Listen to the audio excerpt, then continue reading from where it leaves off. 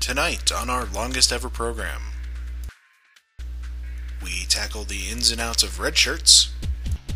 He was just, the new helmsman. He'll probably die. Yeah, it is. Romance. How hard is it to put in a Foundry mission? And I've gotten that same sort of feedback that, not all characters are male, it's a good mission, but you might want to, consider changing these to they. And there's an Admiral in our ranks. Thank you for saving me from that crazy British guy. This is the Foundry Roundtable.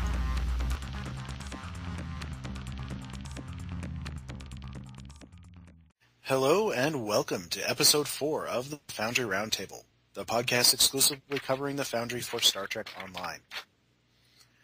I'm your tame Foundry author, Drogon1701. With me after his enforced absence last time is Hippiejohn. Hey, everybody. And the assimilated Klingon who's rumored to be a frontrunner for next season's Dancing with the Stars, Markhawkman.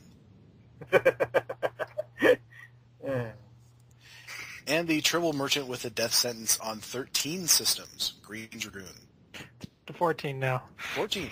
Wow, hard work. And tonight, the bullions. And tonight we have our guest, one of the hosts of Foundry Files, Admiral Murphy. Hi, guys. Thank you for saving me from that crazy British guy. I'd like to thank you guys for that. Crazy British guy. Hey, who? What? Well, I'd like to start tonight with a little bit of a shout-out. Last week we were talking about mission titles, and there were a couple of new authors who popped up on the forums this week with some absolutely great titles.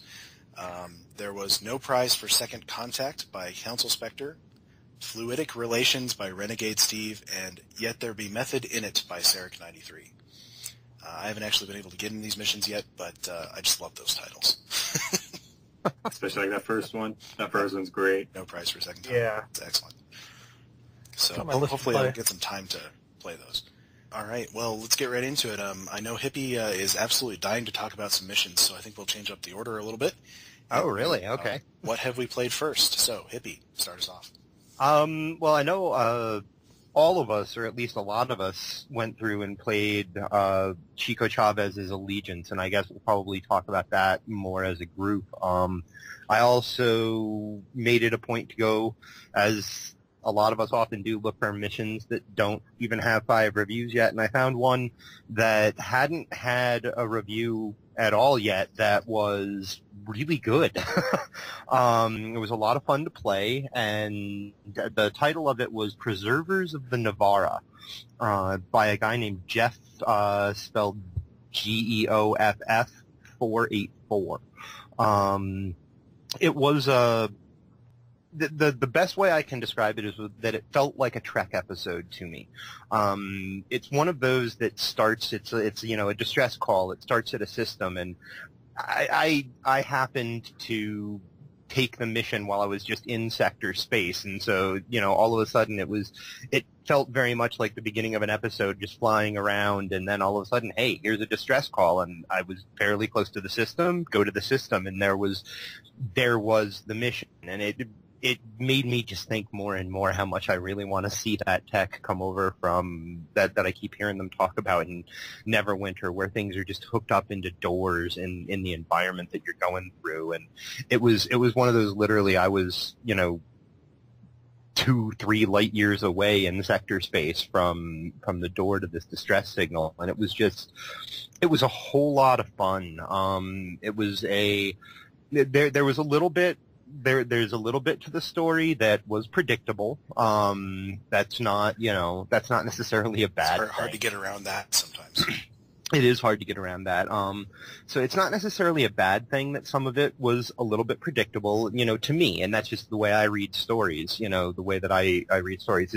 There's a lot of, when I played through it, I noticed that he's gone back and actually adjusted some of these things. I gave him a lot of feedback on a post in the forums about little things like just asset placement, like this character was half in a wall, move it, you might want to move it, 5 degrees out or whatever, and little things like that. There were certainly not a distracting number of spelling or grammar or anything like that, and the story really really flowed mostly through your contact with the NPCs, which was really nice. He did a good job presenting a story that felt very Trek, and I certainly suggest that people go give it a try. I think maybe now he might have, 3, maybe 4 reviews at this point, and it was certainly a fun story and certainly worth playing. And it looked like he responded very well to your sort of in-depth analysis on the forums, and you said that you had made him come back into the Foundry and upped his level of interest. Yeah. On the forums, he said that it's really hard to get.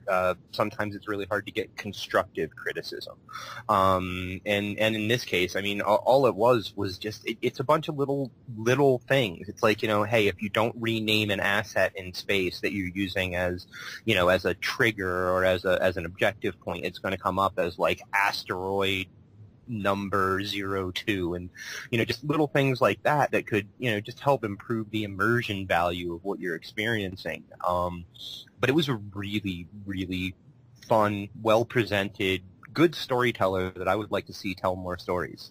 All right, Admiral Murphy, what Foundry missions have you played lately? I only got a chance to play one over the course of last week, but that was Grazorak City. I'd not played that one before, but it is a spotlight, so I assume you guys have definitely heard about that one. Heard of it? I have not played it.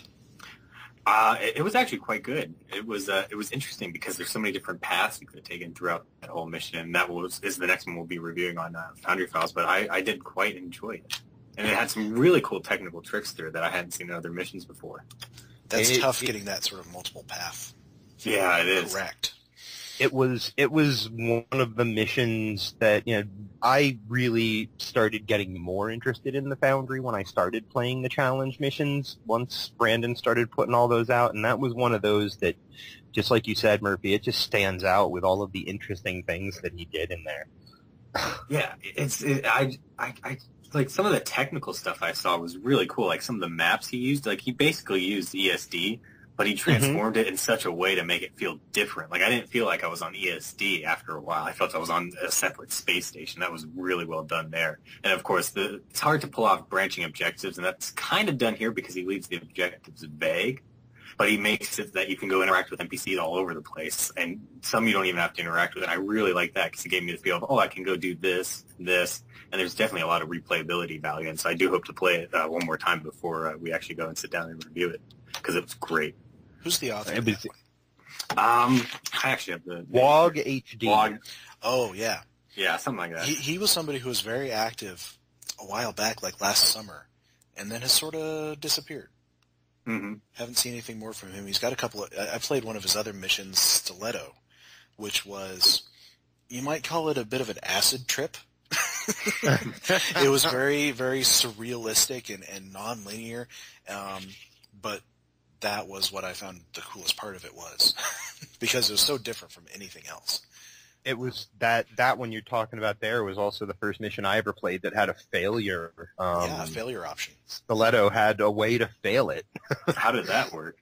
Essentially, he would, if you made the wrong choices in a maze, he would put you in a place where you couldn't get out of. The only thing you could do was actually exit out of the mission and drop it and pick it back up.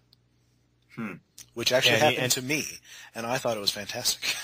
Yeah, I thought it would frustrate me because he's very clear with that really early on that, hey, this is, you're able to fail this, and I was like, it'll frustrate me if I fail it. And then when I failed it, I went, hey, that was neat. That was. How far were you in it when you failed it? Was it like a huge way into it? Or, 'cause I could see that. I had probably played for 35 or 40 minutes. Yeah, at least. Mm-hmm. Yeah. But, I mean, personally, I didn't mind because it's so unique and unusual to have a fail option. Mm-hmm. It sounded like it was done well. In any other game, I would have been like, oh, I failed, damn it. All right, Mark, what have you played lately? The only one I actually managed to find time for this week was the third part of the Allegiance series. I have to say, I liked that a lot.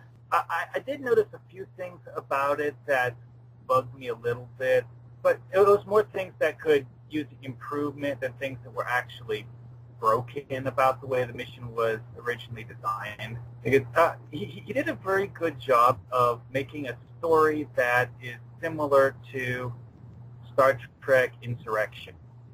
You have this Admiral who's gone off the deep end and is basically doing his own thing without any regard for, Federation law or, the lives of other people. And, of course, your mission is to prevent or limit the damage he causes in what he's doing. It seems to be something of a habit with Starfleet admirals. They go off to the deep end a lot. Well, oh, crap, I'm screwed. Well, We're all admirals now. There's insanity at the top. My thought with that particular aspect of Star Trek in general is that there's like 99 admirals behind the scenes that you never notice the existence of because they do what they're supposed to do. Then there's this one who doesn't. So, that's just the way I always kind of like mentally justified that in my head. Well, Greendragoon and I also played the Allegiance series. I was only able to get to, and Hippiejohn as well. I was only able to get to part 1, which I thought was very good. He did let me know that was his first mission ever. And so whenever I play somebody's first mission, I kind of judge it by my first mission, what it was, which was fairly basic, and then I revised it into something which was still what I would call basic, but, much more fleshed out. And, it held up quite well. And I thought in some places was very good. It involves Section 31. I've already talked about my deal with Section 31. But, for that, it was very well done, and it was, full of all kinds of twists and turns and good plots and fun stuff like that. Everything else was pretty solid and polished, and I'm sure there's things that he would probably like to do with it if he goes back and gets it. But I would say Part 1 is very good, and now that my contest entry is done, I should be able to get to the other parts. I would very much agree about Part 1. It's really, really well presented. I had no idea that was his first mission.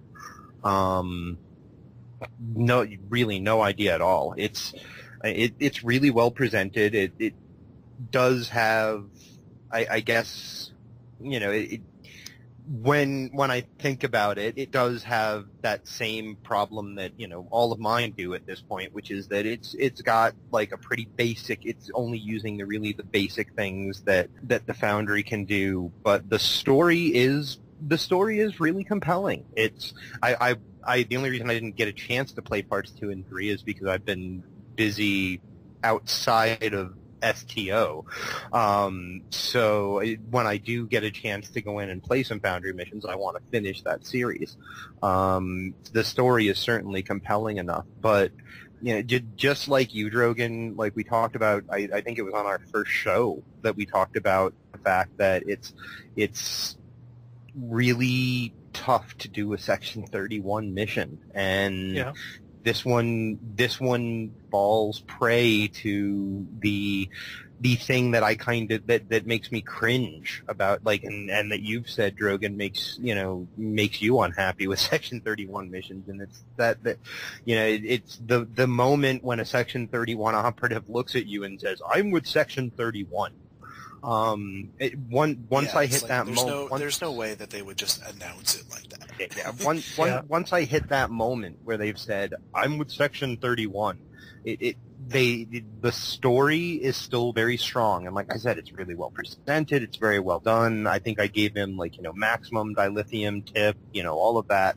But what I left as a review was it's not my cup of tea, and that's really it's the Section 31 thing.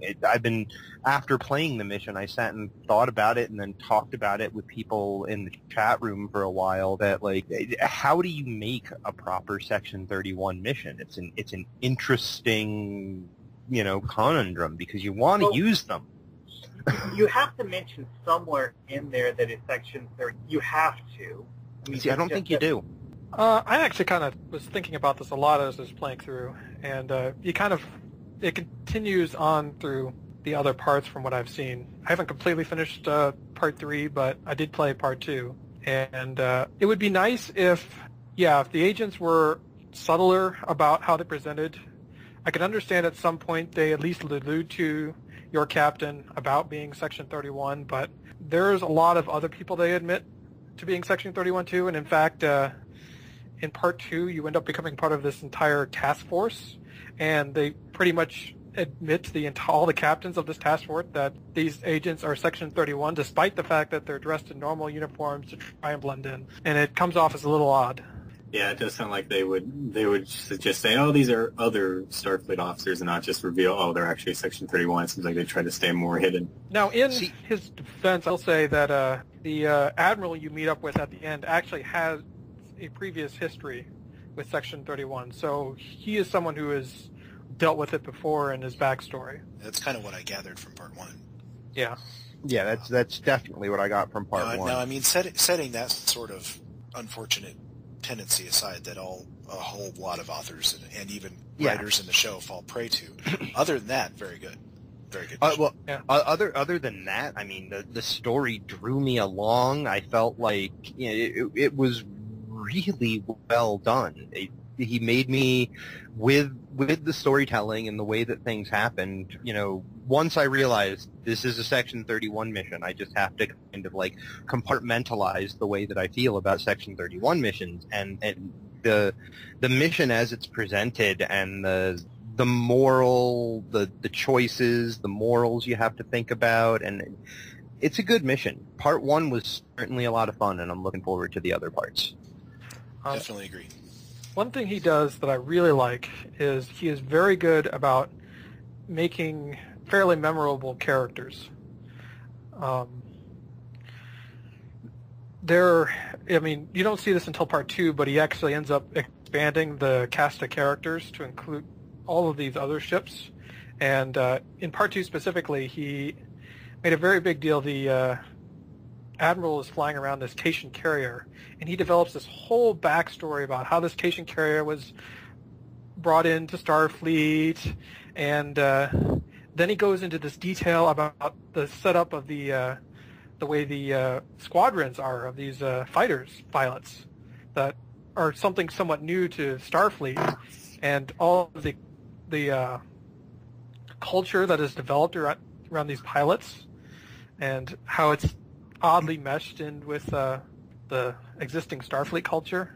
And he does a lot of really cool things with that, especially with the characters.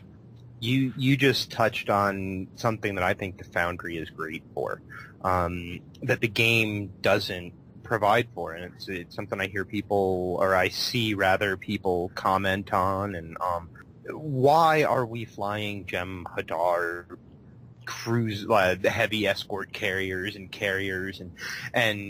Ferengi, Decoras, and why are we non-Starfleet ships? Yeah, why are we flying all of these things? I mean, yeah, the Cation carrier, they're part of Starfleet, so it makes sense that one of their ships is there. But when the Atrox was released to the C-Store, it's not like there was any story to go along with it. There was no reason for suddenly there to be 36 Atrox carriers around Earth's space dock every time you warped in for that week. Well, my thought on that one, though, is that how long have the Cations been a member of the Federation? But what I'm getting at there, I totally agree with you. The Cations are that all makes sense, but the story behind it is something that someone in the Foundry can tell, and having, as Dragoon just said, like having part of your story be developing the crew and story of one of those ships, and like how did it become part of active Federation forces and stuff. Like that. I think the really only place cool. they put any of that story was in DOF missions, wasn't it? Yeah. Yeah. Which, I don't know about you guys, but I don't read those things. Nope. Just doing I'm bad that. about that. I don't read those. I There's a lot of- did. Once upon a time. There was one thing I did want to touch on, and a specific character, I believe it was Lieutenant Toro, who shows up in the first I remember that. episode. Mm-hmm. And his introduction, at least for me, was a little bit jarring, because he's supposed to be a member of your crew, but he kind of just walks in like you should know him.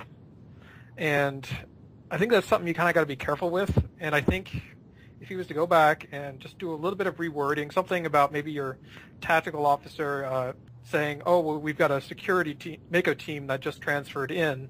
They would be great for this, and use that as kind of a lead-in to introduce him. Because he's used throughout the series, and to pretty good effect. But, yeah, at the same time, you got to be careful. Something that I kind of always do is I always include sort of random non-bridge officers from your crew, supposedly from your crew. Exactly. I kind of wonder. I kind of wonder: is it something that really needs to be explained? Like at the beginning of the episode, do we need to hear that? In my mind, I'm saying, does it? Because I try to think of like the television episode or a movie, for example, like First Contact, when Picard and Data get the whole like security squad together to go down to engineering, and that one guy whose face you never seen before, but he's all over the damn movie. I still don't know his name. He's never given a name necessarily. He's just the one who showed up in Insurrection 2? Yes, exactly. Yeah, Daniels. Yeah, Daniels. Daniels is his name. He's never named in the show, but I think he's named in the script somewhere. He's a junior officer who, and I wonder if Foundry officers, if our captains are supposedly on ships of at a minimum, if they're flying a Defiant class, 50 people that are not the captain. And so it's at least 40 of those who are not the bridge officers. Right. So this is like possibly a spot where it's just just use a junior officer. I mean, isn't that how we got Helna originally? Yeah, but even Helna got an introduction because it was your tactical officer or whatnot that brought her up to your. Oh, that's true. That's true. That is true. But yeah, you can. I mean, you can go two routes with that. You can either just sort of have them suddenly be there, or you can introduce them. Kind of like with that Vulcan lieutenant that they put in the Doomsday Device mission. Yeah, where's she come from? Yeah, that always bugged me. He transferred in last Tuesday. It's like we're missing a part there. I was going to say, I think the problem with that is that there's a disconnect between the captain, who should know, at least have a general idea about who is on his crew, and the player, who really does not know anyone outside of their bridge officer. And the fact that in Stowe, those two not the same people are actually the same people. Yeah. I've only played part one, but I really agree that particular character is used to really great effect, and you could be right that there could be a benefit, like very early on, to have your tactical or security officer, say, hey, I'm sending another team led by Lieutenant Toro. Yeah. Just mention his name. Yeah, just mention his name.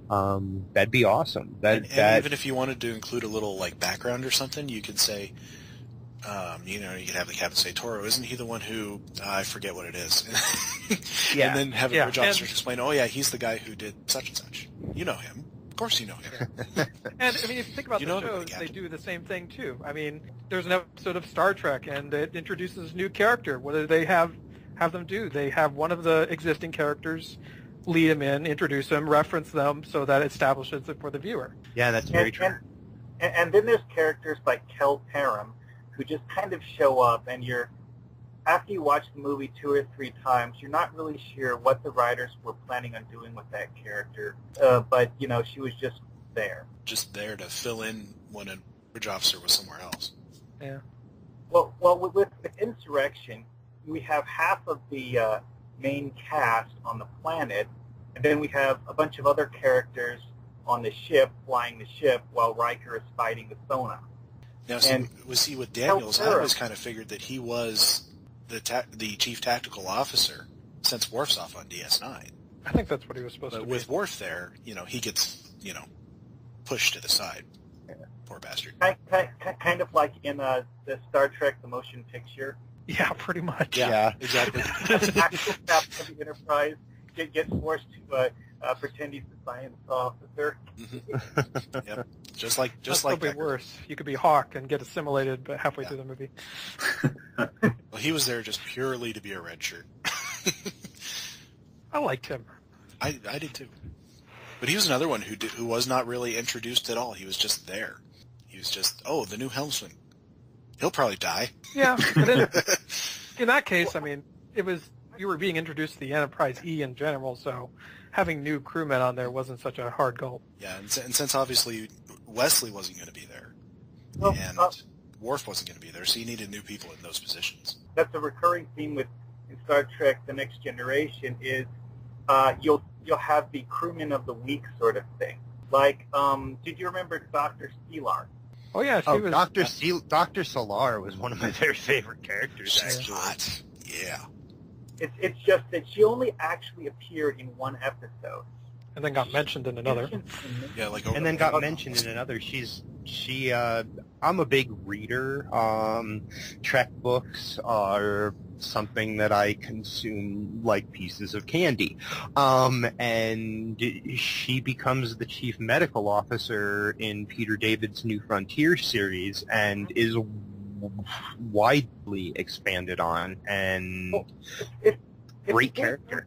To all of the episodes where she's mentioned, it seems that the Enterprise D had a scheme set up so that there was always a high-ranking medical officer on duty.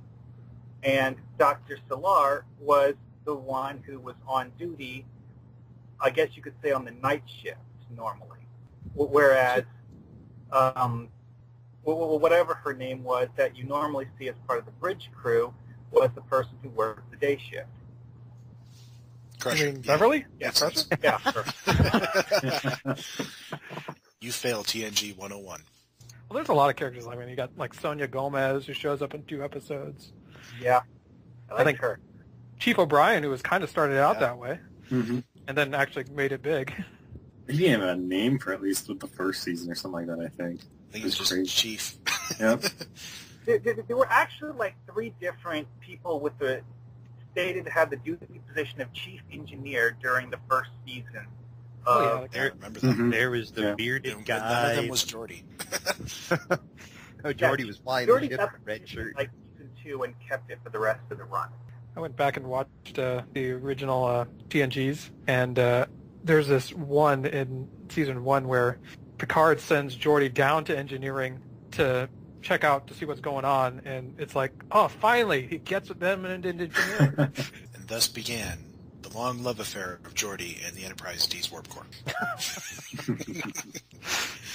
All right. Blame him. About that. All right, moving on. We'll talk about what we've been working on.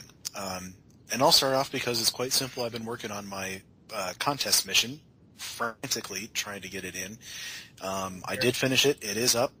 Land of Hope and Glory. You happy with it? Yeah, for the most part. There were a few things that didn't work as well as I'd hoped. I'm still getting that bug where as soon as you engage in combat with the mobs, they jump up to the ceiling. I can't quite figure out how to fix that one. I've had that a few Maybe missions. Cryptic will fix that one. Fortunately, those mobs are not part of a kill objective, so you don't have to actually kill them to complete the mission. So hopefully people will be forgiving about that. My experience has been that they won't be forgiving about it. Otherwise, I think it went pretty good. There was a few little flavor things that I wanted to add that just didn't have time to add. Hopefully maybe after the contest is over I can go back and add them. But otherwise, I think it went pretty well. Can you give us a quick story pitch on what you wrote for this mission? Story pitch. What it is you were contacted by an officer in Starfleet Intelligence. She's making a covert buy of a piece of technology, and you have to go and help her with that because she needs a starship to transport it back. Things go wrong, and of course you end up having to make the buy yourself, and then all kinds of people show up wanting this technology, and you have to make it safely back to Federation space. Nice. Sounds fun. I kind of took some inspiration from one of the Enterprise episodes where they encountered a ship from the future with The TARDIS, yeah. Yeah, the one that was bigger on the inside, exactly. And, we're set upon by Suleiman and Tholians and all kinds of people. My concern is that it's maybe not Tholian enough for the challenge. We'll see. The Tholians are a big part of it, but they're not the sole focus, so I don't know. I suppose that'll be for Yeah, but there's only so much you can do. I mean, you don't have a ton of Tholian assets to work with. Only shooting them. Yeah, we can Yeah, pretty much. Don't talk to them. possibly. well, I actually did. use two tricks in mind for having Tholian without shooting at them. Of course, well, one of them is the old put an enemy group behind an Invisawall trick. You know, they stand there doing whatever and don't notice your existence. But, of course, you can see them standing there. Yeah, that's a good one down there. And there was that trick for reskinning a ground character to look like a ship and using the ground character that you reskin to look like a ship in a contact dialogue. So Use a Tholian ship. Yeah. Yeah. It used to be you didn't have to do a trick to do that, but it's bugged, so what I we have to. I had this Tholian ship hail you, and you see the picture of the ship instead of the face of the Tholian. Yeah. Could you use the bug import feature to try and bring a Tholian into a custom contact? I don't think so. No, because of the fact that the way the because they don't show up works as... is you need a costume that was saved from a player who has a Tholian ship. You could theoretically do this with something that looks like a Tholian, but it would have to be either a player character or a bridge officer in order to be able to save the costume. Well, what they're talking about is there's another tab on there that says pre-made, which is the cryptic NPCs. Oh, yeah, and there are Tholian... No, there are no Tholians in the cryptic NPCs. I don't think Yeah, you're right, because it's based off the NPC contacts. Yeah, and of which there are it's the NPC contact list. Yeah, okay.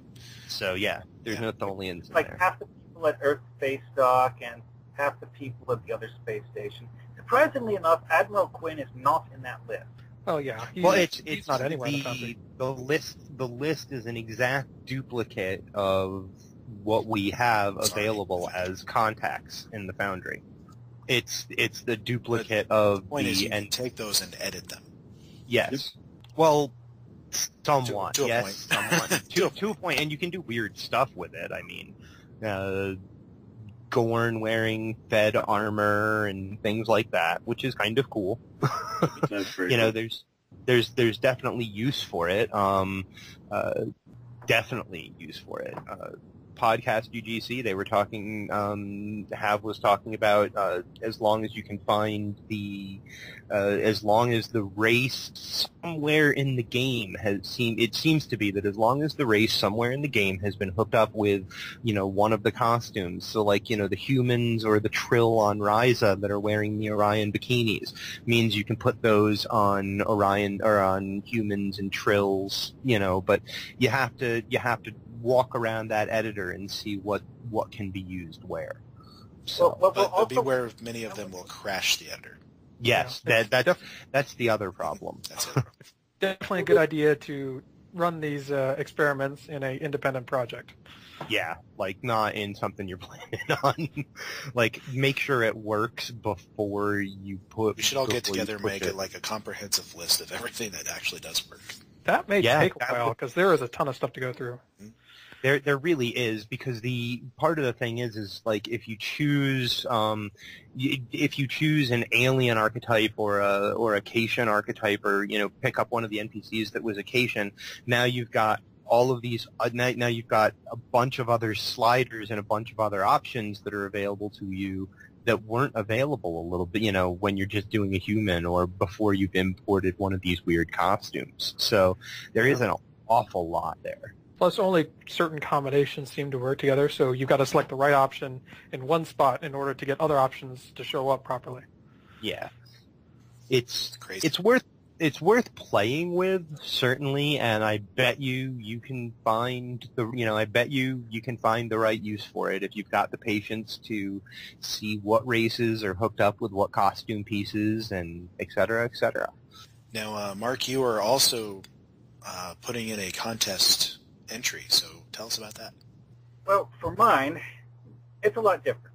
What it is you're contacted by Admiral Quinn, and you get sent to this star system because a Federation telescope has detected an unnatural change in the star system, and they want to know what's going on.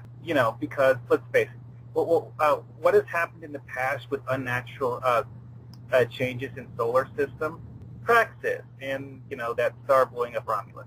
So, the Federation is understandably concerned. So they send you there to find out what's going on, and when you get there, you find out that the Tholians have been working with this race called the Bosslicks to do something or other. And it takes you a while to figure out exactly what they're up to. Now, the Bosslicks are a canon race, aren't they? Yes. They showed up mainly in Deep Space Nine as a neutral party for various things, and I went with the idea that the Bosslicks are mostly mercenaries who do contract work for other more, shall we say, powerful races. Yeah, that's kind of how I've used the Nausicaans before. And in the end, you find out that the reason for the star's instability is actually not due to something that the Tholians and the Bosslicks did. It's something that the Tholians and the Bosslicks are trying to fix. And that's a nice twist. I like that. I'm sitting here. I like that. I would tell you more, but that would spoil it. Yeah, you don't want to spoil it. Yeah, you don't want to tell us more. That makes me want to play it. What you just told us, and that's what you want to do there. But I think it's great. I think we got 17 contrast entries. Yeah, it's ridiculous. That's pretty great, I think. And I think it's wonderful. A lot from first-time authors too. Yeah. Yeah. So this Foundry contest to start trying voting. I'm going to try and play them. Obviously, I can't vote for myself, so if anyone's listening, I am susceptible to bribery. So I'll just put that out there. We need a host for next week. We need a host for next week. You could be on it. All right. Admiral Murphy, have you been doing any foundrying lately? I have not. I'll poke around in the tool every once in a while, but I just don't have the time to sit down and actually author a mission. The problem I probably have getting down and sitting down to make one, is before I'd sit down for all day and just work on a mission straight. I just don't have the time to do that. I've just been so busy either playing other stuff in Stowe or working on the podcast and checking out other people's Foundry work, which I'm fine with. I've been seeing tons of great other work out there from other authors, and I've been happy just doing that. So, but I do have a whole bunch of scripts still lying around of stuff. The one idea I have sitting was I wanted to go to Deep Space Nine and kind of write a story that kind of I think would have taken place after Deep Space Nine. If they made a Deep Space Nine movie, I wanted to try to make that in Stowe. So that's a script I kind of had doodled out here that I hope to one day actually sit down and make. Very cool. Very cool. Have you ever thought about finding someone that you could share your ideas with who would have time to actually build the mission? I have not. That might be an idea. All right, Hippiejohn, what have you been working on? Oh, what have I been working on? I've got a story. Anything. No, I definitely have. For the last few weeks, I haven't had any real story. I've just been working on maps and saying, hey, what can I, make out of this? What can I make out of that? And, like I said, I just didn't have any story to go along with it. I've got a space station built. I've got a warehouse that actually looks and feels like a Bajoran warehouse. I've got another set built. All of these, and I was just having fun with the editor, and then I sat down and I reread one of my favorite chapters of the kind of Bible of storytelling to me, which was which the main point of that was find two things before you try to write anything, and that is find your villain and find your ending. Know how it ends and how, And this week, while making one of the maps, I had an idea. I was like, ooh, can I make this happen? And I've completely figured out a way to give a PC going through an actual, it's going to be a small series. It's not going to be 8 missions or anything. It's going to be, probably 2, maybe 3. But that going through these missions, I'm going to present the player character with multiple romance options, so that anyone playing it, because that's one of the biggest things. It's the way that I wrote when I wrote Spectres, I was writing from the point of view of this is my character, playing through the mission, and I never went back and re-went through those dialogues. And so I think once or twice I left a he in there where I probably meant to leave like a they or there, or to leave it more gender neutral. And I said in this case I want to present 3 possible romance options, for heterosexual, for homosexual, for alien loving. I wanted there to just be, and I said to myself, how am I going to make this happen? And I found out, I went and started asking people, I'm that new guy who still doesn't know everything that Triggers and the Foundry can do, and found out how, an independently placed piece of dialogue that's not part of my storyboard can trigger something that's going on at another part of the map. And so, what I've done is I've created 3 NPCs that are romance options, a male, a female, and as I said before, I love reading. I love the New Frontiers books, and one of the races that was created in there was a race called the Hermat, and the captain from that series of books, Mackenzie Calhoun, is on Deep Space K7. So as far as I'm concerned, that series of books is STO canon. It happened. And so I just grabbed a member of that race, which is a not a gender neutral race, a dual gendered race. And by that I presented, what I've done is at one part of a map, in a conversation, find out the character's preference, and that spawns one of those 3 NPCs to appear on an encounter later on that map and have something happen. When then I move the player into the next part of the story, a very early dialogue on the maps where that character is going to, where that former, meeting of that character will be important and present a romance option. A very early dialogue will be like, well, which person did you meet? Was it a human? Was it a human female? Was it an Aina? And I'll present it more eloquently than that. Hopefully, anyway. Yeah, you kind of have to, if you want to send it across maps, you kind of have to ask them to make the choice again. And that's work it into the dialogue. You're in working it into the dialogue. When you talked 2 weeks ago about that mission where at the end of the fight the author asked you, "Do you see this ship still out there?" Because it could have possibly been destroyed in the battle, and I was like, "That's how I do it." And once I did that, like once I realized that I wanted to play around and present a romance option, and I was making these maps, the villain just appeared in my mind, and I knew once I had the villain as he appeared in my mind, I knew what the last moment of the entire story had to be. And if I were to try to make it in one mission, it would be one of those, 2 to 3 hour nonsensical things that people. I don't make 2 and 3. I'm going to make a very few people do. Yeah, I'm going to make a 2 or 3 episode arc that tells that story that has a couple of good little cliffhanger moments in it. And before I publish any of it, I've got the 3 custom maps, actually 4, because I built a custom space map with it too, that are, one of them is completely done, 3 of them are in various stages of done, and I've got, the first mission is going to be done soon. I'm not going to publish it until all 3 of them are done, and I'm going to publish it like a little serial adventure thing. Like it's going to be like, here this week get 30 minutes, next week tune into the radio again and get 30 more minutes of your adventure, and I'm going to make sure that all 3 parts are done. But the story is done. I've created a new project for the final part and implanted the last scene map. I don't have it built or anything, but I've put it into the editor, so it's there, and I'm really actually very, very excited about it.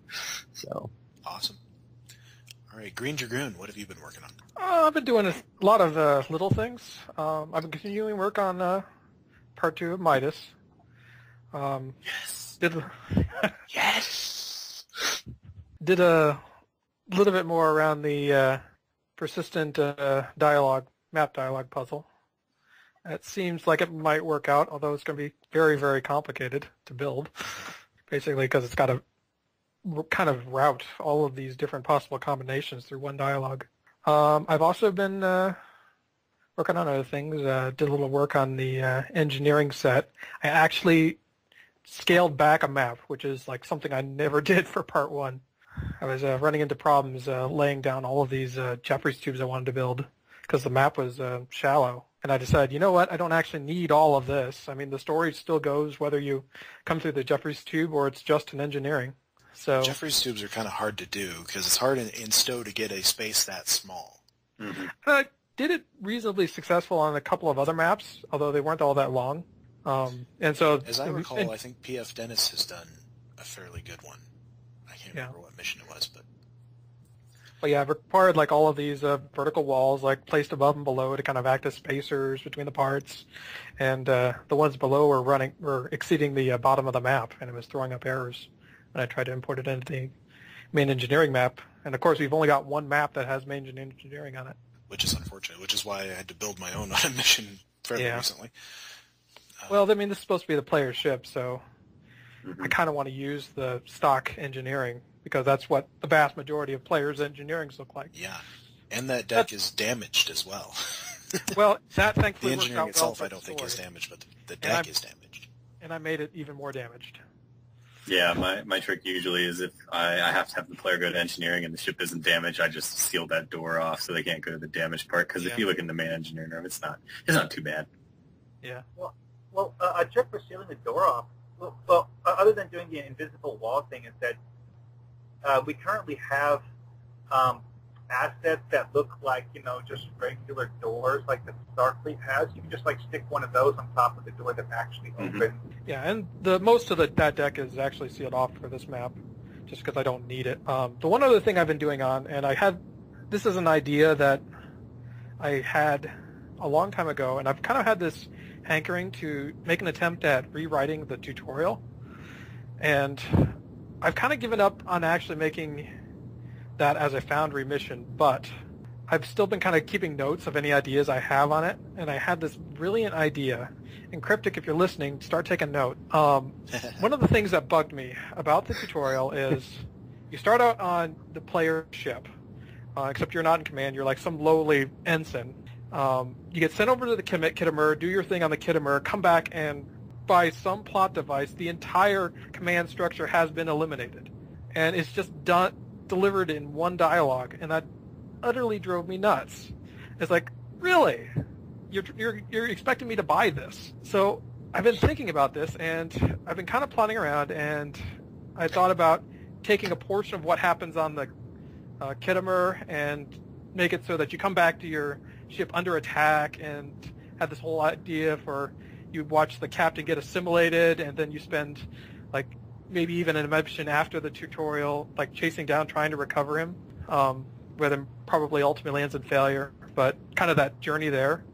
And that's as far as we go. Recalling Best of Both Worlds a little bit. Yeah, it's very Best of Both Worlds. That said, this brilliant idea came to me this week, and that was, what if we flipped it around? What if you actually start out as an ensign on the Kittimer, and so you do all that stuff that you normally do on the player ship on the Kittimer as an ensign. Go talk to the captain. He sends you over to USS whatever the player's ship name is, because it has been ravaged by the Borg. I mean, they are swarming over the place. You need to try and mount some kind of defense to take back this ship. And of course, when you get there, there's barely anyone left alive, let alone assimilated. So you scrounge together what few crew members you have, and you get your first bridge officer that way, and then you take command, because there's nobody else left on the ship, and you need to get it back in fighting shape. And that's how you get command of your ship. I really, really like that. Even just visually, that part is a little bit weird, because during the tutorial you go to the bridge of your ship, and it's one of those. It's not the bridge of your ship. It's one of those one of those bridges that becomes available. I think you get like a Sovereign class or a Rear Admiral it's like ship or whatever. 5. Yeah, it's an amazing bridge. And then when you get command of the ship and go to space dock to have a look at it, you've got the rinky-dink little future bridge, and it's man. All of that combat training that normally would take place on the commander can take place on your ship. You take command of the ship at the end of it. Yeah, that's a really good idea. I'll tell you what. I mean, if an officer managed to do that, and I was Admiral Quinn, I would totally give him command of the ship after that. Yeah, like tell him, you've got to set into space dock because the ship needs repair. Then when they report to Quinn, have him be given command of the ship. Which I thought it would be totally awesome to after you complete the tutorial, you warp into Earth space dock, and for the first time they're coming into space dock, you do a full cutscene with the ship coming in, a la Star Trek 3. With the battle damage and whatnot. Battle damage. I'd see Janice awesome. Rand sitting there shaking her head at you. Oh yeah. Yeah, but they just have Linnea doing it, Admiral Quinn's assistant there. Helma just face palms. All right. Well, funny thing is, we actually kind of covered the discussion topic that I was thinking of, which was custom NPCs, which we talked about quite a lot. Talk about it a little, yeah. Mm-hmm. I just actually, in my last mission, I just hit the limit of custom NPC skins for the very first time. I don't remember what it is actually, but I got to find that out. Find that out. I had 10 or 12 to begin with, and then I needed a whole bunch of civilians, and so I just made a whole bunch of random ones, and I think I had 20. So it's somewhere around 25, I think, or 25 or 30, something like that. Yeah, that sounds about right, because I think I hit the cap once. I thought it was 25. I'll tell you what I'll do. I'll find out and I'll put it in the show notes. Yeah, to find out what the cap on custom NPC costumes is. I'd love to know that. It definitely reinforces the need for more variety in non-Starfleet and KDF stuff. Yeah. What I think it might really just need is, and we already kind of have it, which makes it, in the Foundry anyway, it makes it easier to create unique looking costumes, even without all of the fun little things we can do now with that whole import feature. Even without that, we're allowed to put a formal jacket over uniform pants or something. At least I can do that. Yeah, there's definitely a lot of there's a lot of variety, and mixing, so there's matching, and there's a lot of things. But the randomize button is really useful. Yeah, I think the thing that would make it easier to make even more custom NPCs would just be to take away the factional issue. Take away the, allow us to use, a KDF, shirt or a KDF uniform shirt or whatever in conjunction with, in conjunction with, Starfleet pants and things like that, and Starfleet belts, and I think that might give us a little more customization.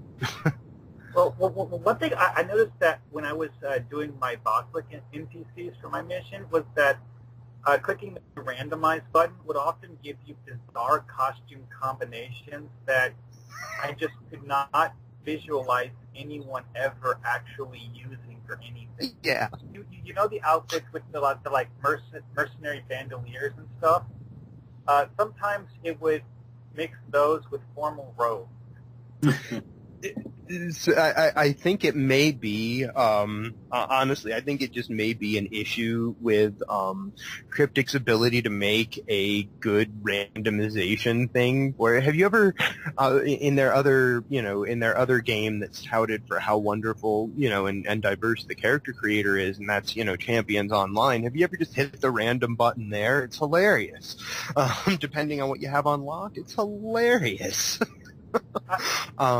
And the same thing holds true here. I can't really fault Cryptic's randomization, though, because I remember the sort of things that Blizzard random number generators would spit out for rare weapons in that game. Oh, yeah. You would get the most absurdly random crap. You're a level 50 character. You kill a boss. You get this rare item that's like level 10. And it's not even something that you could give to a level 10 character because it has requirements due to the base item type that level 10 characters couldn't even use. I guess it comes back to pretty much what, the one word in what we're talking about, that it's random. It is quite random. Maybe they could tie the Genesis system into the Foundry and get random missions. Yeah. At least random-looking maps would be nice. It would be nice to have randomization functions. We do actually have some limited randomization capability in the Foundry already, but it's so limited that it's almost useless. Yeah. Well, you guys saw the populate with object feature in Neverwinter's Foundry, right? Yeah. No. Heard of it. No, I haven't. No, I didn't haven't Neverwinter. I've heard. Well, about it. they posted a couple of videos where they basically walked through the creation of a mission. And that's one of the things they touted was there was just this populate button you hit, and it would stick things like candles in the corner and all of this random stuff. I like that. One of the key features that I've heard of for the difference between Neverwinter and the Star Trek Online Foundry is that Neverwinter has the ability to do, instead of doing, the giant stone slabs for floor, in Neverwinter, what you do is you have these pieces of room. And you're talking about the interior crater. Yeah, that. But the pieces of rooms are almost like the way we do pre-built maps, except that it's not a full map. Yeah, they're sort of pre-built rooms, and you just kind of fashion them together. Yeah, like all on a grid system. Whichever way you want. Yeah. That would be so easy to do with Stowe, especially with Starship interiors. Well, it might be problematic, but I'm sure you could find a way to make it work. the problems, of course, you'd run into would be the curved hallways. True. Whatever. I know I've run into problems building those. Curved hallways are hard. I can't do them When yet. you only have straight pieces, building a curve is like It's like stuffing a square peg into a round hole. I admire all of you, including authors who are not people that I talk to every day. I admire all of you that I've seen that have been able to make really convincing curved hallways. I mean, seriously. I've done it once, and I think you've played this mission. Hippie. Probably. I've done it once, and I to this day I can't remember how I did it. So it just involves I can't remember making what, sure what the curve path it was. That So, hey, around the inner side. curved hallways done really, really well. We're in Captain P.F. Dennis's new mission, so he had a couple of really fun curved hallways there. Or curved walls, at the very least, that really made me say, wow, this is great. All right, well, I'll sort of open it up to the floor. Who's got a topic? I was going to say we probably still have a bunch of topics. We're sounding like we're going to be longer than we normally are, and I'm okay with that. I'm gonna make a quick suggestion to anybody listening. We're at about an hour here, so anybody listening might want to press pause. We get the joy of pre-recording this, and press pause, take a break, Put in your own intermission music. Yeah, put in your own intermission music. Yeah, get a pizza, whatever you need. If I might suggest a little Led Zeppelin, yeah. Yeah. But yeah, I just wanted to make that suggestion, and we're probably just going to keep on talking because I think that's what we're going to do. But press pause. So, okay. What were you going to say? What were you going to say, Dragoon? You got a topic? Actually, I did have a topic, and this was kind of loosely inspired by Chicochavez's missions, and something I want to talk about is Foundry faux pas, and I use that term loosely because I'm not talking about things that you shouldn't do, but things that topics that you have to address gingerly. Well, one of them was something that Hippie was alluding to earlier, which was romance. Yeah. Well, that wasn't on my list, but that is... Because that's been one of the recurring criticisms of my Spotlight mission, because a part of it in the middle is you essentially pick up a girl at a bar. Turns out she's not what she seems, but that's beside the point. People have been saying that, you should put on here that this is geared towards male characters. Well, I disagree that picking up a girl at a bar is something that only males do. But right. See, I see where they're coming from. And here's the thing, that same feedback you've gotten, I haven't gotten it as strongly because I don't have a scene where you pick up a girl in a bar.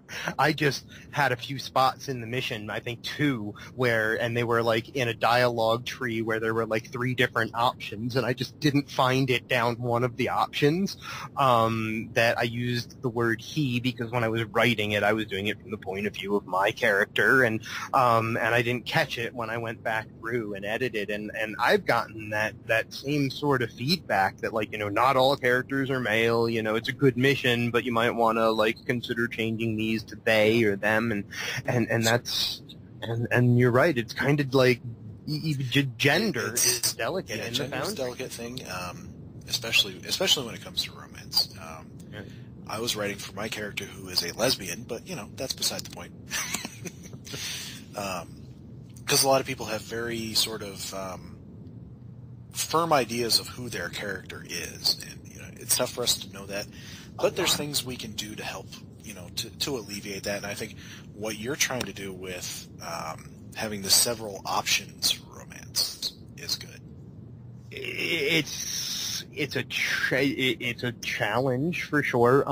Dragoon, what other things are you thinking of that actually leads into another one, and that was handling captain's dialogue. There are many ways to do that.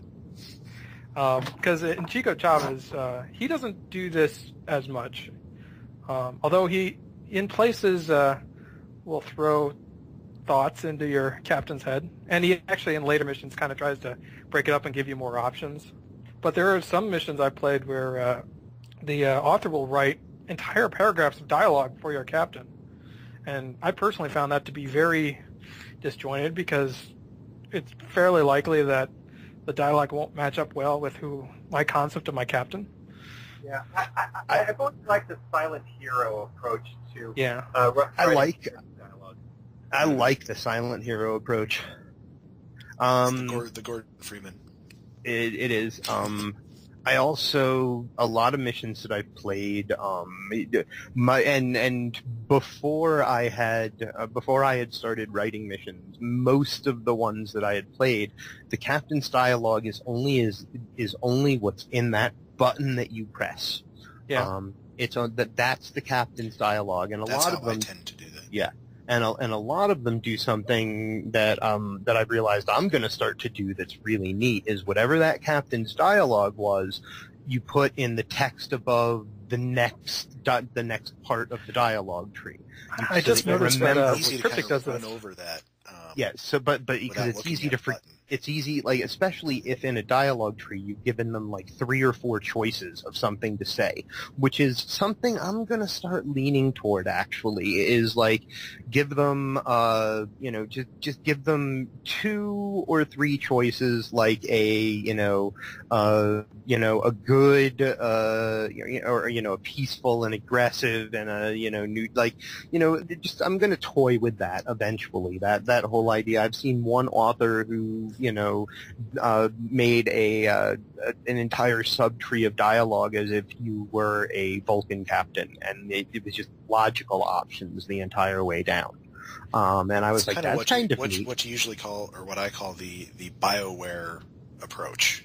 Yeah, that's what I'm gonna do. Which they do in Mass Effect and Dragon Age, and that's it's kind of the Bioware approach is kind of the inspiration for trying to do multiple romance options. I'm making 3 NPCs. I'm going to spawn one of them that the player interacts with, and then it's not like I'm not going to use the other 2. They're going to appear. They're just not going to appear in that position of having been the first member of this group that you interact with. Because then it just becomes, maybe at the start of a map, at the start of a mission, it can just be a, GM question, which member of this group was the one you interacted with, whatever. I'll try to find a very savvy way to work that into dialogue. But yeah, it's the Bioware approach. I like that approach. Hey, they did a good job with it. They have. Yeah, they did. Over the course of several games. To a lesser extent, how do you guys write bridge officer dialogue? As neutral Generic. as possible. Yeah, you got to keep it generic. I do generic for the most part, except for, once in a while where it feels right that they would have some sort of outburst. Like, Yeah. I had a mission where, one of those random junior officers that you meet while running around on your ship, comes up with this plan to save the day, and it's a bit of a crazy plan. And, I just absolutely had to have one of the bridge officers just burst out with, "That's your plan?" Slap him down. Yeah. Yeah. So There's it's sort of, I kind of write whatever feels like it should go there. I try to stay neutral and just consistent.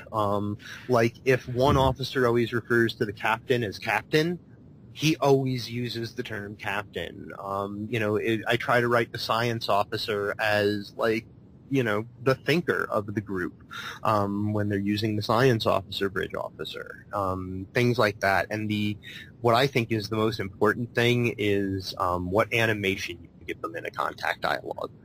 And I really only think 2 are appropriate for bridge officers, and that's military and default. By default, yeah. Those are the 2 I usually stick with. If I'm using like a civilian or someone it's usually civilians or somebody else, I'll start dabbling into the other ones. But for like my Starfleet bridge officers, it's those 2. Yeah, for anything that's more of a departure from that neutral position, I use a different character other than the bridge officers. That's why I bring in some of those junior officers to help with that. Yeah. Yeah. And they're good use too, because you're able to give them emotions and stuff like that. Like I found when I made Victory as Q, I wanted to give the boss you interacted with more emotion, but of course you can't really do that without screwing it up. And so I took junior officers, or I added crew to the ship that were supposed to join you for that specific mission, and just went all story heavy with them, and it actually worked out pretty well. So I think that's like the key to doing that right. There's a good example of Chicochavez's allegiance in that character we were talking about before, Toro. He was able to use the angry emote with Toro at least once that I saw. The angry animation, and it works because he's not one of my bridge officers. It gives you getting to know freedom. him. Yeah, I'm getting to know him through that. The next one I have on the list, and we just walked right into it, is the introduction of new members of the crew, and we already talked a lot about this in the mission review. Yeah, I think if they're going to play a major part in the story, it's good to introduce them, but if they're like really quick, you could probably skip introducing them. Next thing I have, and this is a personal one because it's something I kind of grappled with this week, is use of cliffhangers in the Foundry. And how do you transition parts? I'd say go for cliffhangers, because that usually, if somebody really gets drawn in by a cliffhanger, they'll immediately go pick up the next part. And I've tried to do that in several of my series, is always leave off with some sort of reason why the player would want to go play the next part, whether it's like a major cliffhanger or not. Well, there's a lot of different kinds of cliffhangers. There's the leave them in a situation and then resolve it in the next episode. Or there's the they finish up and then leave for a while, but then are going to get called back because the overall plot is not resolved. I have 2 thoughts on that. The way the game is laid out, between playing Foundry missions, you can go anywhere. Right. So I tend not to like to leave them in a situation where it's, oh my God, how are they going to get out of this one? You don't want to leave them with same stow time, same stow channel, kind of, leave off, tune in again. Yeah. Not best of both worlds ending. But I have 2 thoughts on that. Like, because you mentioned there are 2 kinds of cliffhangers. There's the, oh my God, what's going to happen to them ending. And then there's the other one that you mentioned, which is the, come back because the story's not finished. And I think that's definitely the safest one if you're really wanting to get that part 1 out there, or that, that if you're wanting to get that next part, but you don't have the next part ready. Like if you want to get that first part out there, leave it with, this is something they can come back to after they've gone and fought the Borg 800,000 times and, whatever. Let it be something that like that. But I think it is okay to leave, an exciting, like, Batman and Robin are in a giant hourglass being buried by sand, Tune in tomorrow for the next part. I just really dated myself. That show I watched in the 70s when I was a kid. It is okay to leave that kind of ending if you have taken the time to make all of the parts. Yeah, if they're already out, because players will get... It's not even if they're already out. You can release them at, I release it this week, and then leave a note at the end of it. Tune in on this day. I'm going to be publishing it. It will be published after this day, and give yourself that week in between or whatever. But have all of those parts ready to publish if you're going to leave a cliffhanger ending. You have to have them all ready to publish. Yeah, and I've even found with the cliffhanger endings like that, where you just kind of go, oh, you got to tune in next week to see the ending of whatever's going on, whether it's like you're surrounded by a whole bunch of bad guys and it looks like you're not going to escape. Players definitely respond to that. Most of them respond to that well, because it's like, oh my god, I need to know what happens. I've read that a lot in some of the in the parts I've made where I've done something like that. So it's definitely one that catches their eye. Cliffhangers are a tried and true tool of storytelling. If someone has found the mission compelling enough to get all the way to the end, and if they've liked what they've experienced more than they've disliked something about it, like if they've had a good time playing the mission and then they get to a cliffhanger, they're going to be like, I want to know what happens next. It's the whole theory behind featured episodes and to be continueds, and the cliffhanger has to make sense from the storyline, because I can think of a few TV shows where an episode ended in a cliffhanger and I just didn't feel the need to come back to it because the cliffhanger was something that was just kind of dumb. Kind of tacked on. Third season of Enterprise. Yeah. Ooh. They finally destroyed the weapon. Yay, we win. Wait, what the crap? Space Nazis? What? Wait, Enterprise only lasted 4 seasons? I thought space Nazis were a tried and true writing technique. Tried, sure. I don't know about true. Okay. Well, I pretty much did everything Hippiejohn just said I shouldn't do. Chiz? I wrote we're all going to die cliffhanger, and then left it, and I'm nowhere close to having part 2 done. Oh. That's why you're getting so many calls to finish 2. Maybe it will inspire. I also got a lot of 5 stars, and then some 1 stars. Maybe it will, work faster, man. I'm trying, but I'm one of those people that crack the whip on you. Yeah, I am obsessed with details.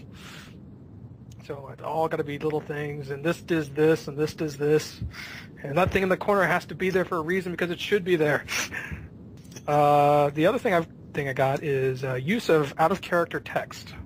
Oh yeah, I've heard both sides of the fence here. I've used it in the past to use it like captain's dialogue, but I know people like Havraha hate it when people do that.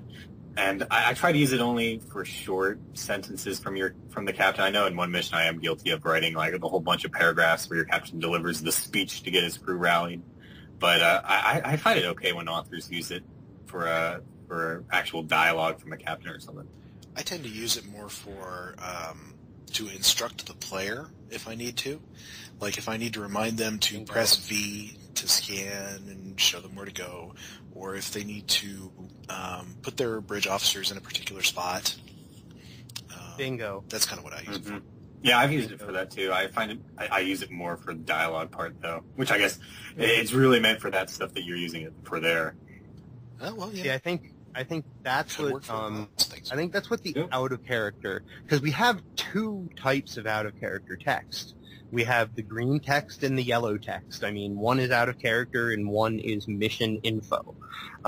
So really, you can find 2 things to use it for. And again, I think it's just simply a matter of consistency.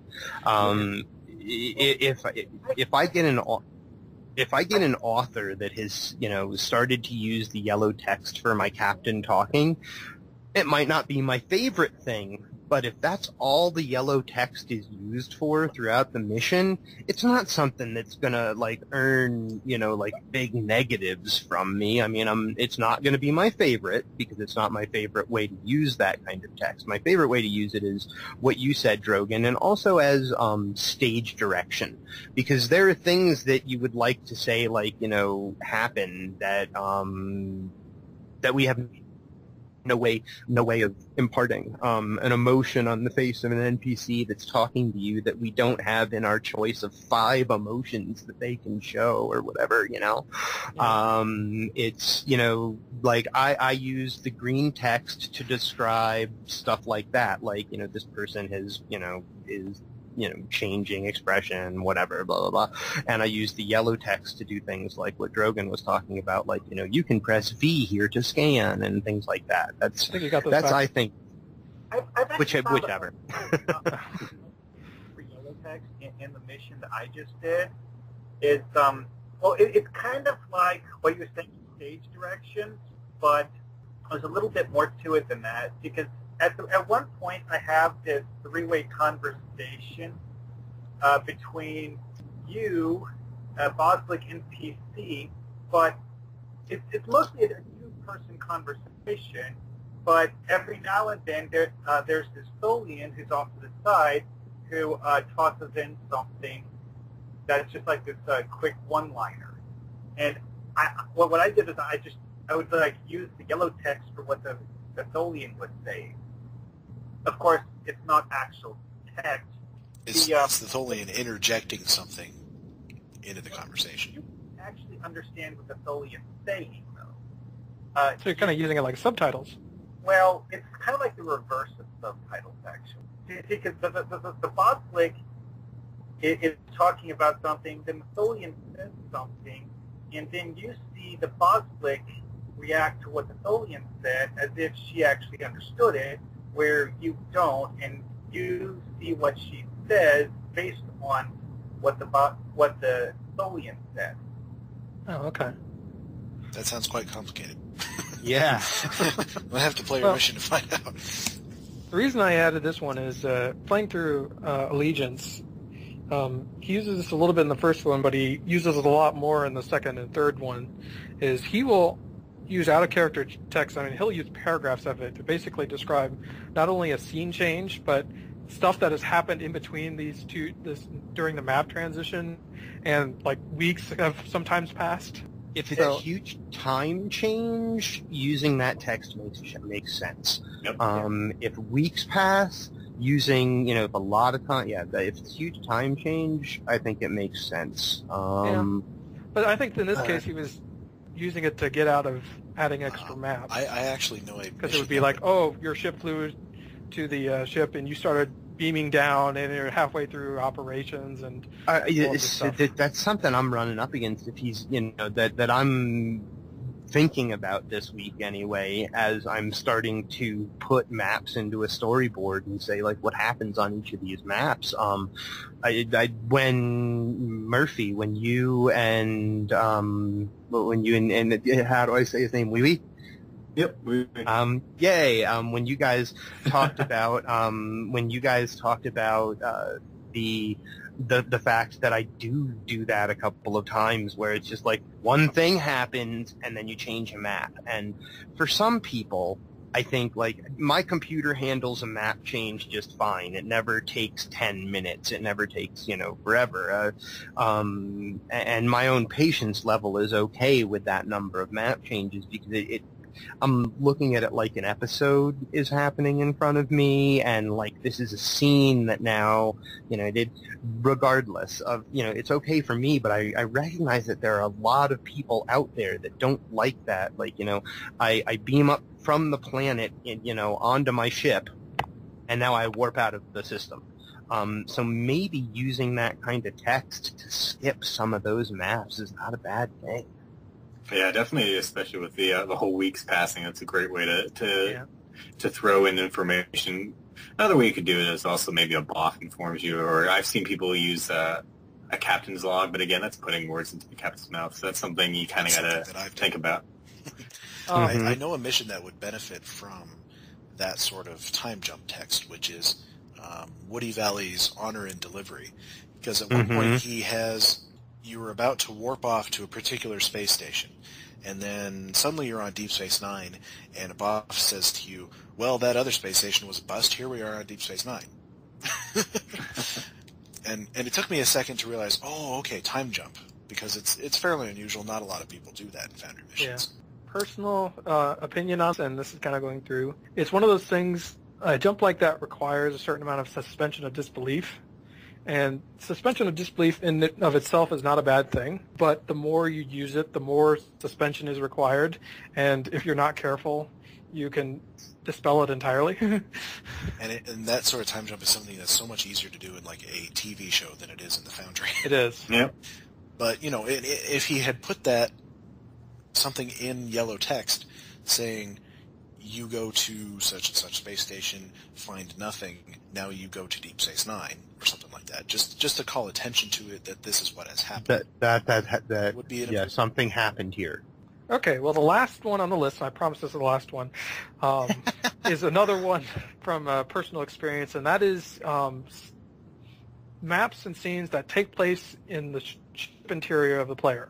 Oh, yeah, we discussed this on Foundry Files thing when we did one of our reviews, because we did The Longing with Rachel Garrett, where you went to the bridge, and we both had the problem where it was the TNG bridge from the show, but neither of us had that selected as our own ship. But the way I come to think of it is, avoid the bridge, and right now it's nice that we have the engineering room. You can go there. So I guess basically I'm saying avoid the bridge. Anything else is basically fine, because it's usually the bridge is all we can go to. I mean, a lot of people have you go to sick bay, and they usually have created different sick bays. I find myself okay with that. Maybe just because maybe there's another like mini sick bay or other place they've set up, but it's usually the bridge I have the biggest problem with if it's not my bridge, because it's one important place in the ship. I agree, and I definitely follow that in my missions. I would avoid the bridge, and I would honestly things that have a representation that the players can like hop into and run to. The only one we have is an engine room that looks like the engine room. I don't think we have, an actual transporter room that looks like the one on their ship, or an actual sick bay that looks like the one on their ship. I don't think those exist for us on any map. So anytime you use those, call it like an auxiliary something. I think there's a sick bay on ESD that. Yeah, but it's got a big energy crystal in the middle of it. Yeah, it's not the same. It's one more like the tech lab that's on your interior. Yeah. A couple of med bays. Well, there is a place in the old ESD map where there is a transporter room that does look much the same as what you would have on your spaceship. Yeah, and there's some Starbase Sierra has one too. Yeah, there's some. There's Starbases. Some that are very. Yeah, there's some that are very usable. I certainly, with creating my space station, which I'm kind of like gonna have a lot of fun putting that out there. I've got a transporter room built on a cryptic map, and some of them, and in building that, some of them really do look like a transporter room on your ship if you build it the right way. It can be done, but a transporter room is really small. It's how much of a story really takes place in the transporter room. One little scene. I guess I could see using a bridge if it were, because not every ship has a battle bridge, but every ship probably has an auxiliary bridge. The only time I could see using a bridge set would be using an auxiliary bridge if your main bridge has been damaged. So I actually built one from scratch for that. Yeah, there you go. I didn't want to use the view screen that we had, because of course we only have one, and it only has one image on it, which is quite an annoyance. Cryptic, if you're listening, more view screens, please. And so I inserted a little line that says, "If view screen's broken, we were going to get it fixed on Tuesday." Nice.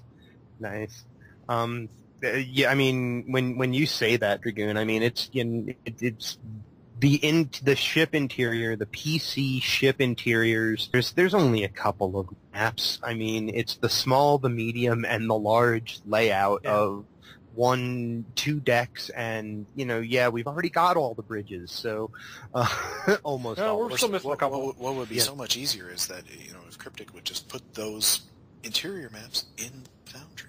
Yeah, that's what I'm saying.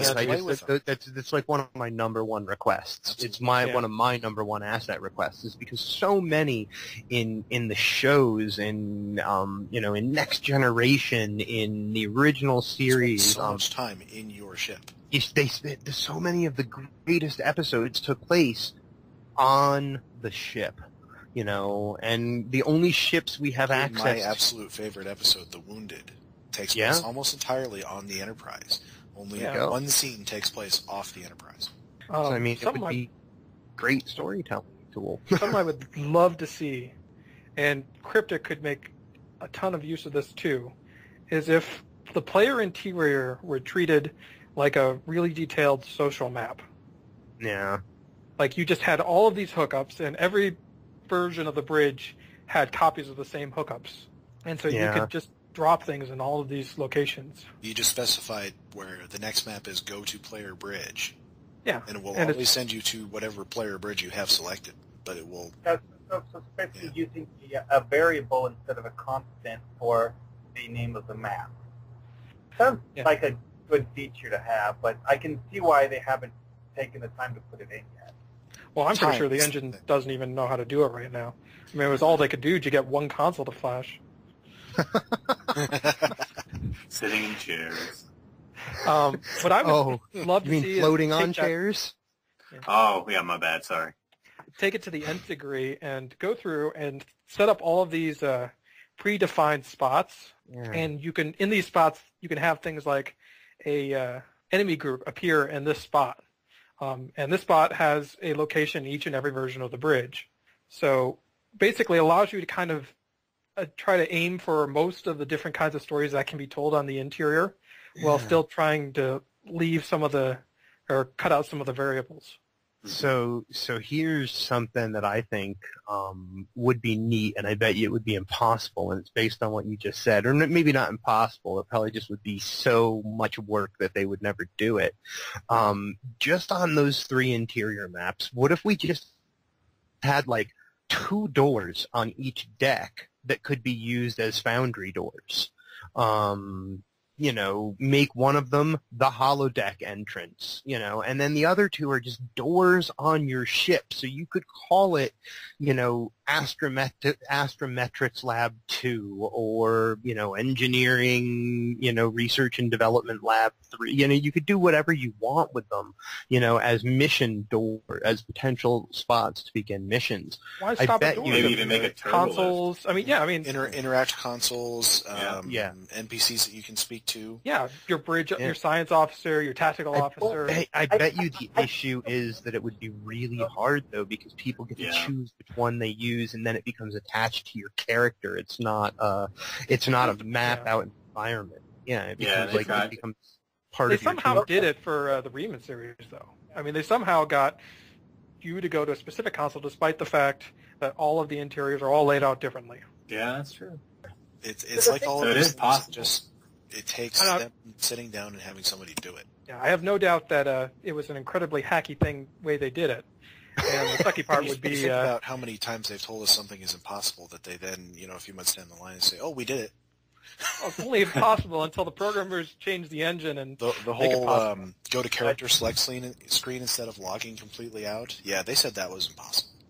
In fairness, it did require them changing the Universal Cryptic login server to do it. Yeah. So from Stowe's standpoint, it was impossible until that happened. I was told once that anytime a computer programmer says something is impossible, it's just code for don't bother me with that right now. Yep. Yeah. One thing with the variable map idea, though, is that in order to use that, they would need to start by making a list of all of the different things that they want you to be able to interact with or use as locations for all of the different possible bridges. They take that list and then they plot those coordinates into all of the different player interiors, and then after they've done that, you could actually use it. But yeah, I mean, all of the interiors have a set number of universal assets. I mean, they're all going to have the same kind of stations on the bridge, with the exception of the shuttle. Well, another thing to think about here, though, is that you have things like the Decora. Well, that's right. You can't just map the things the same way on the Decora. And then there's the other special bridges. I'm sure it could be done, but it would be extremely complicated. Yeah, it would probably require them to actually finish those bridges. But we don't care so much about that. I mean, we just say, do it, Right. What are you talking about? It's easy. Yeah. Well, I actually showed up with 4 things to talk about. One we've covered a lot. One of the people who's commented on all of our shows, Lincoln in Space, which is one of the coolest forum handles ever. I like it a lot. He asked us to talk about custom NPCs, which we've been talking a lot about the cool things we can do with custom NPCs right now. But he wanted to know, if any of us have things come to mind that make cool use of some custom NPCs. If any of us think of some cool custom aliens, what things is it that we want? Those questions to me are really we've talked about a lot of it, and for me it's not about the way that something looks. It's about the way that the cool custom alien is presented. If someone has made an effort to give me a cool looking alien, I mean, sometimes all Star Trek did is just pop a prosthetic on someone's forehead and say, there you go, that's our alien of the week. So it's okay that they're not super detailed sometimes. For me, it's about who are they, how are they presented in the story, and how strongly do I get to know the character. For me, any missions that do that for me, yes, although none spring to mind, and because I was playing other things this week, I didn't hunt down missions that had cool alien races or cool unique custom characters that jump out at me. I mean, there's some of the really obvious ones, characters that I just remember when I play through missions that I've seen appear more than once and things like that. But yeah. Do you remember this movie called Mars Attacks? Yeah. Well, I remember one Foundry mission I was playing relatively recently where the bad guys looked kind of like the aliens in Mars Attacks. Awesome. Do you happen to remember the name of that? No, unfortunately not. If you hunt it down, man, put it in the comments of the show. I have something NPC related, and this is my one asset request NPC-wise, is I want an NPC group that has one person in it who is friendly to the player, has a huge amount of health, but only uses basic hand melee attacks, and has no beam down animation. Yeah, neat. That's very specific. Yeah, well, it actually is taking care of a lot of problems. In one of your missions, I take it. No, actually, it's got a huge number of uses. If it has no beam down animations, it means we can use this particular character to swap out like we do objects with NPCs. Oh, yeah. And then we can use any of the beam in emotes and whatnot if we need it. If he fights hand-to-hand and has a huge amount of health, that means we can use him as a story-based character who gets into a fight to help the player. He doesn't influence the fight too much, but at the same time he's next to impossible to kill. I would like just plain old NPC groups, enemy and friendly, that only do melee. Yeah. Without having to reskin some of the animals so they just headbutt all the time. Yeah. Because one of the things that I would love to do is go back and make a mission in the form of, an old Klingon legend. like all the stories they tell about Kahless, if you go back to the time of Kahless and do that. But to do that, you would need Klingons that are not firing disruptors. Right, yeah. One of the other topics that people asked us to talk about, we've not yet talked about when Kirk Fat asked us to have a look at the roadmap to the Foundry that people can see on the Foundry discussion. The Foundry discussion forums. That's where I found it. That was presented, I guess, years ago when they actually launched the Foundry. This is like these are the things we're planning to, have the Foundry become and have the Foundry do. And I did. I looked through that and went, wow, if that were only the tool I was playing with today. If what they thought of a couple years ago was, if everything they had thought of had come to pass, I think we've gotten some of it. I joined into this, Foundry community very, recently and just started playing with the tool. So obviously some of what they say in the, in the roadmap, has occurred and it's in there. But there's so much that didn't and that we've heard since then that's never going to occur. I really think, and, Cryptic, if you're listening, if anybody listens, at Cryptic to our little podcast, rework that roadmap for us. Because there are a lot of people that are still going off of the ideas that this is what's possible, this is what we're going to get, this is what we're going to have, and it's obvious that some of the things in that roadmap we're never going to see. And it's okay that we're never going to see them. That was presented at a time when, as I understand it, Cryptic as a company, dreamed really big and spoke really big before they were really ready to speak big. And so a lot of that, were dreams that they probably had for the Foundry too that just never materialized. But that's okay. Now give us a real roadmap to what we can expect as updates to the Foundry so that we start asking for things that are actually, actually doable. Actually, there's a couple things in here we've just gotten recently. Create ship or ground character based on existing costume pieces. Yep. Edit and save costumes used as context, enemy actors, and friendly actors. Yeah, there are a few things that were on there that we have gotten. Yep. And obviously there's a few things on there that we know that are probably a long time away. There's one here says using Foundry to create PvP maps, which is something we've talked about before. Obviously, all things that we would love to have happen, whether they're realistic at this point, that's what we'd like to know. Yeah, I'd like to see an up. But my response to having a look at the Foundry roadmap is I want to see an updated one. I went ahead and had a really good look over it. I looked at it a lot of times and thought, I want to see this updated. I'm not mad that we don't have these things. I just want to know what we're really going to have. That was my response. That this post is called archived post, which means it's from a long time ago. Yeah, it's from a long time ago.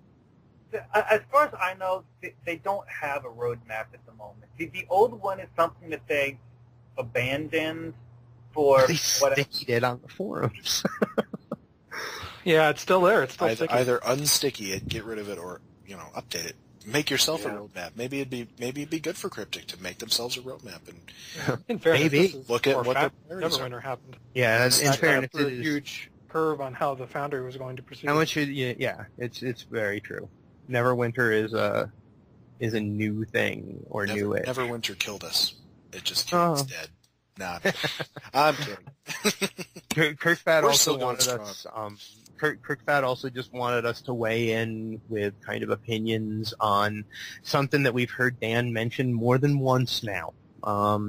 He's mentioned this idea of a sector that's going to be dedicated to Foundry stuff. I think that's like a whole show topic in and of itself, about the possibilities. I quite agree.